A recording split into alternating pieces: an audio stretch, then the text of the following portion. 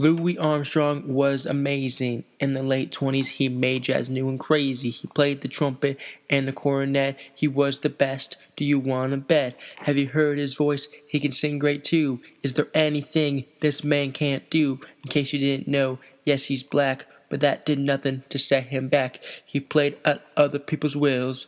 Soon it started to pay his bills. Everyone knew his name. He was neck high in fame. No one even bothered to look at his color. He defined his race as the best. He paved the way with success. He showed everyone a color man could play. Even during his race's day, he will go down as the best trumpet player in history from the great city of New Orleans.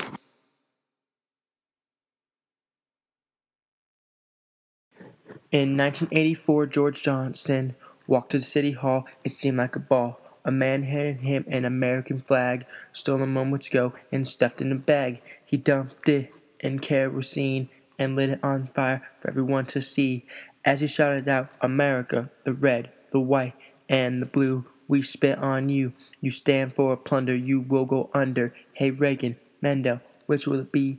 Either one means World War III. He was arrested in front of the nation and charged for just vandalization. Days later, he found himself in front of the Supreme Court. Mighty shelf. They let him go on the First Amendment. He told them what he meant. Freedom of speech is his given right. He showed America that you can fight. You can say whatever, good or bad, but just watch out. People get mad.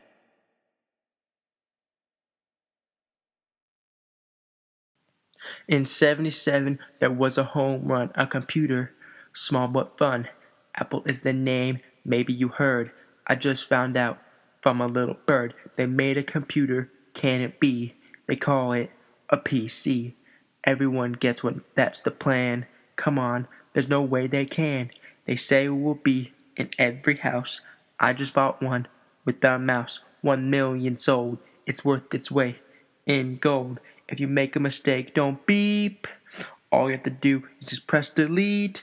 If it changed America so very much, I can type and eat my lunch. No, it didn't fit in your hand. You can't bring it to see your favorite band. It started an age, a personal computer. Maybe one day we can use it to see Jupiter.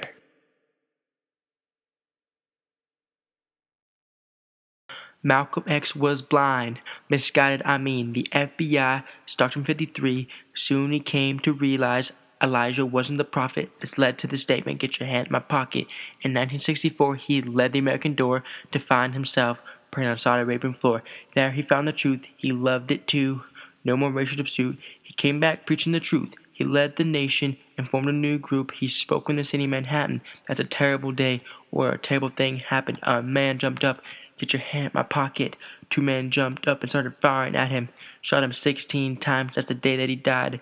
February 21st, 1965. Assassinated by his own nation. But he got many become Muslim and kept on praying. He convinced us all to be ourselves and not always to be on the top shelf.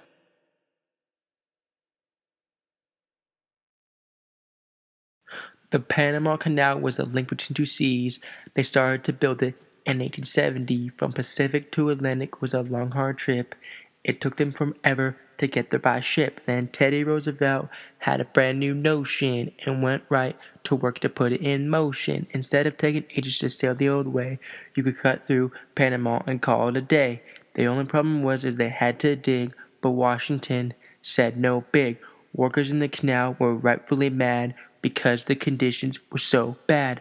With a lot of hard work and some determination, they dug the canal out. It was a new sensation. The canal was the best they'd ever seen. They finally finished in 1914. It cut down time and saved us money and helped us thrive. Come on, honey. In 49, they came together to try to make the world better.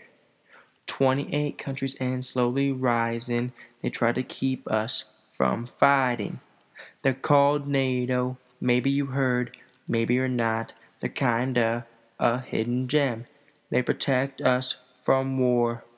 That's something they swore. They stand together to protect what's right, even if it causes a fight. All in all, they mean well to keep us safe and well. They make the world a better place and keep the U.S. on base.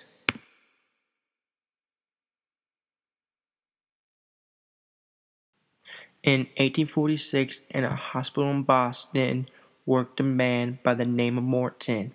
A man walked in, "My tooth, pull it." He said, "Take a seat, just cool it." The man asked the doctor, "Will it hurt thee?" He said, "No, sir, just trust in me." The doctor had something called ether, a painkiller with no fever. He pulled the tooth, there was no pain. Everyone was astonished with all this gain. No one has ever seen this before, a surgery with no scream or gore. This allowed surgeons to have more time to get the job done on a dime. This ultimately saved many lives and allowed this country to take bigger strides.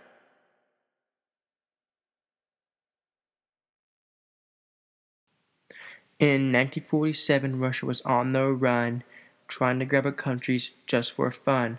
For Greece and Turkey, it seemed all lost. Everyone thought they would pay their cost. For one man, this was not an option. He stood up and said, "Stop all this commotion." He said, "I'm on your side, I'm here to fight. Don't worry about Russia, their bark is worse than their bite." This man, his name is Truman, he's trying to stop the expansion. This is the start of the Cold War. It was actually quite a bore. Communism will fail, but America will be here to tell the tale. It's not his intention to kill, but it might happen if that's the will. This threw America into a war that it had no desire to fight for.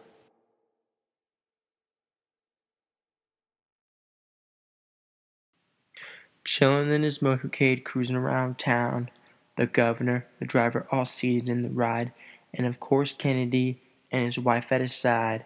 The turn on Elm Street, where it began. A shot was fired, but it missed the man. A couple seconds later, second shot, kaboom!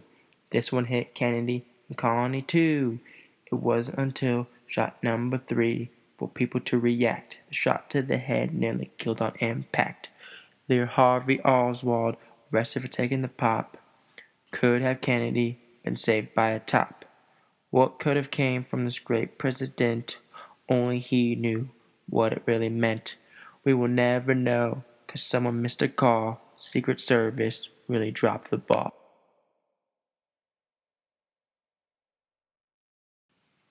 Harper's Ferry was the place to meet, a Virginia town that was packing heat. Brown gathered his men, they rushed like a bull, the gates of a federal arsenal. They took control, step one complete. A full-scale rebellion would be quite the feat. But the scheme didn't work out so well as planned when Robert E. Lee came and took a stand.